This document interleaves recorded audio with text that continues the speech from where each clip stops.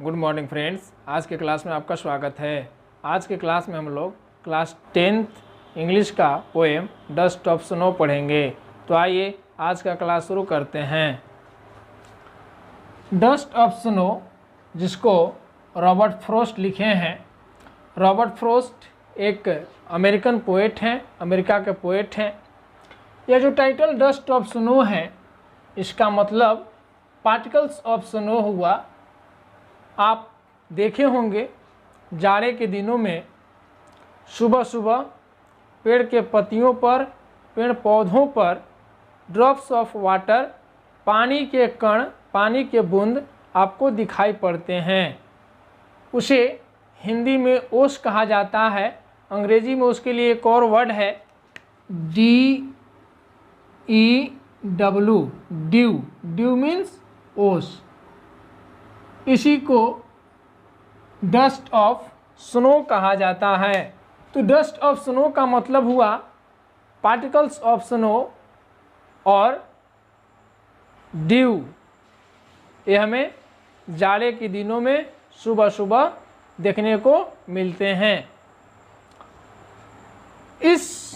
यह जो पोएम है यह काफ़ी सिंपल है, काफ़ी शॉर्ट है।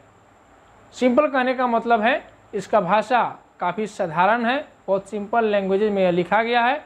एवं शॉर्ट कहने का मतलब है कि यह कविता काफ़ी छोटी है, यह पोएम काफ़ी छोटा है। यह जो पोएम है वह मात्र 2 स्टेंजाज, कितने स्टेंजाज? 2 स्टेंजाज में लिखा गया है। अब स्टेंजा क्या है तो आपको पता होगा कि जब किसी स्टोरी में लाइन चेंज होता है तो उसे हम लोग पैराग्राफ बोलते हैं। क्या बोलते हैं? पैराग्राफ। और जब किसी पोएम में लाइन चेंज होता है तो उसे हम स्टेंजा बोलते हैं। यह जो पोएम है वह 2 स्टेंजा में लिखा हुआ है और प्रत्येक स्टेंजा यानी ईच स्टेंजा में 4 लाइन्स हैं। कितने लाइन्स है? तो 4 लाइन्स है और 2 स्टेंजा है, तो कुल मिलाकर के 2 4 जा 8 लाइन्स इस पोएम में हैं। यानी यह कविता कुल 8 लाइन्स की है। 8 लाइन्स की यह कविता, यह पोएम है। इस पोएम में रॉबर्ट फ्रॉस्ट एक घटना का जिक्र करते हैं। यह घटना काफ़ी सिंपल है, यह घटना काफ़ी छोटा है, यह घटना ज़्यादा महत्वपूर्ण, ज़्यादा इम्पोर्टेंट नहीं है। यह घटना एक छोटी वस्तु, एक बहुत ही स्मॉल थिंग पर है। यह घटना अशुभ चीज पर भी है, हम कह सकते हैं। जो घटना कवि के मूड को चेंज कर देता है।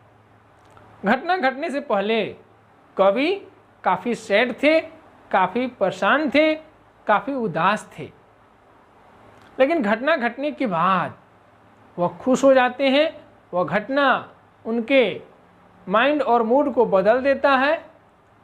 उन्हें खुशी मिलती है, उन्हें सुकून मिलता है।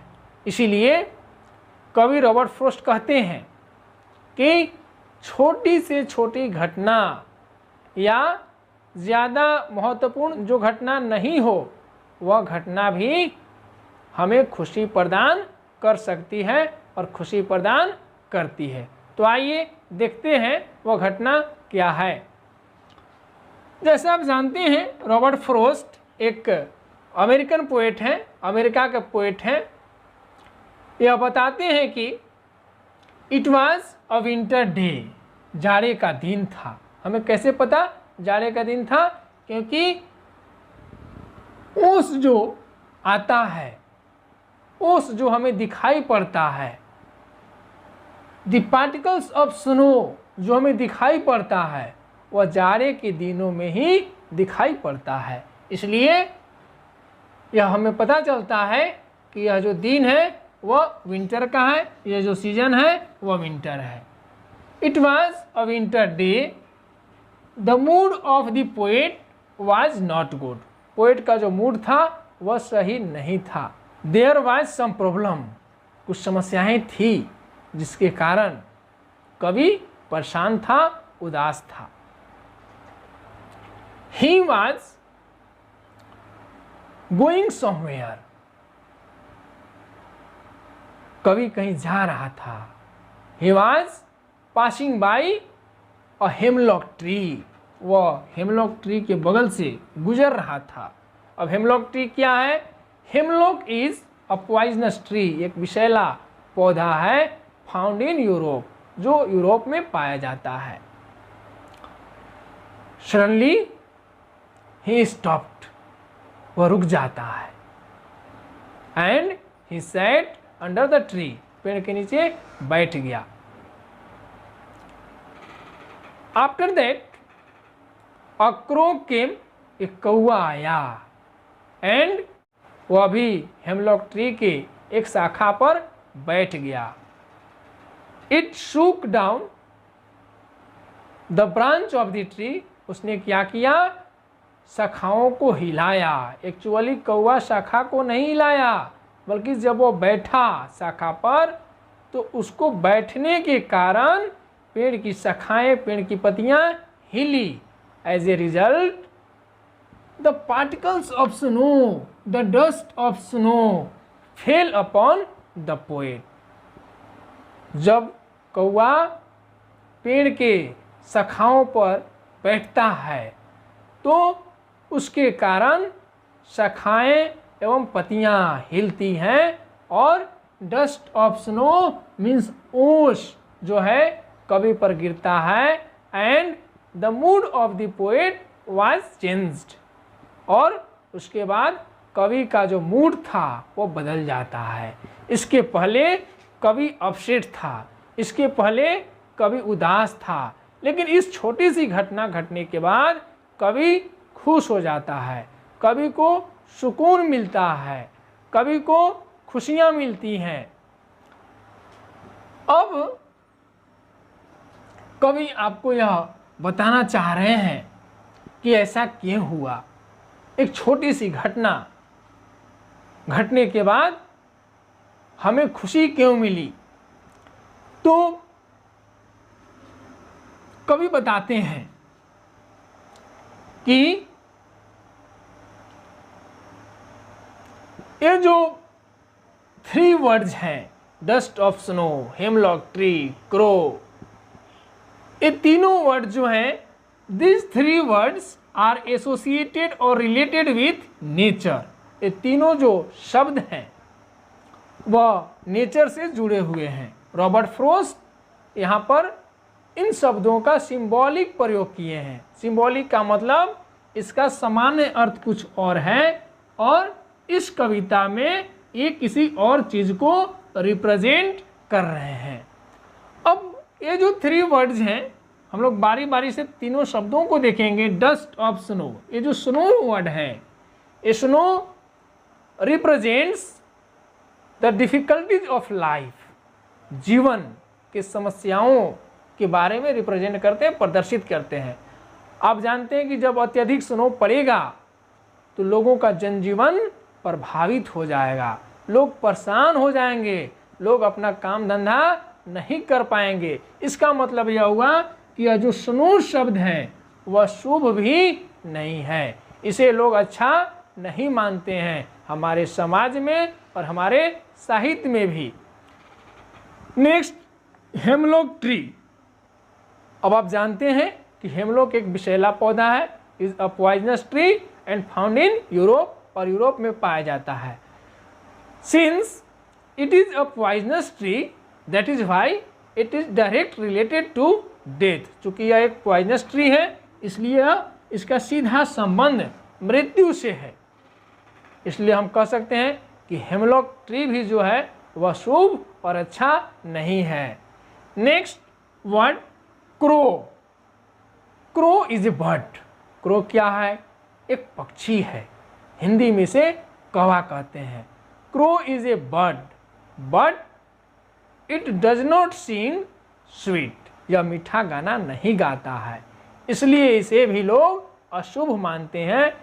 यह इसका जो आवाज़ होता है, इसकी जो वॉइस होती है वह कठोर होती है, हार्श होती है, इसलिए लोग इसे अच्छा नहीं मानते हैं।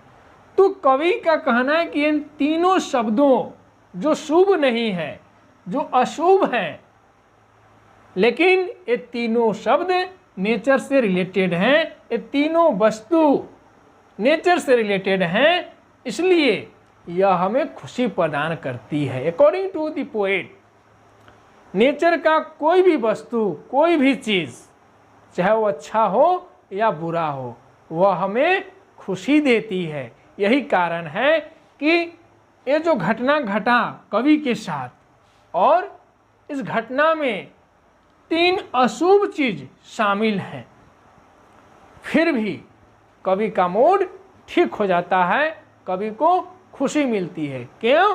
क्योंकि ये 3 जो वर्ड्स हैं, ये जो 3 चीज़ें हैं, वो नेचर से रिलेटेड हैं।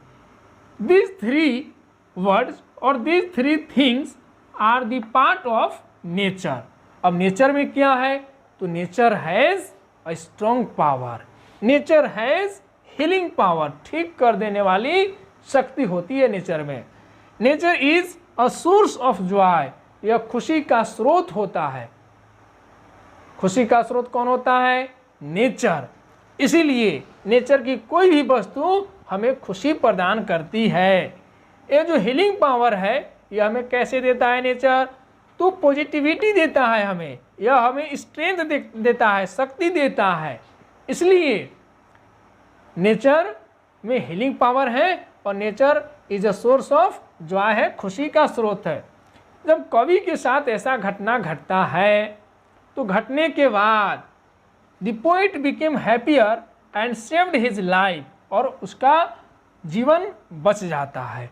कवि कहता है कि घटना घटने से पहले कोई समस्या के कारण, समस्या क्या था यह आपके किताब में नहीं दिया हुआ है, लेकिन किसी समस्या के कारण हम उदास थे, हम परेशान थे,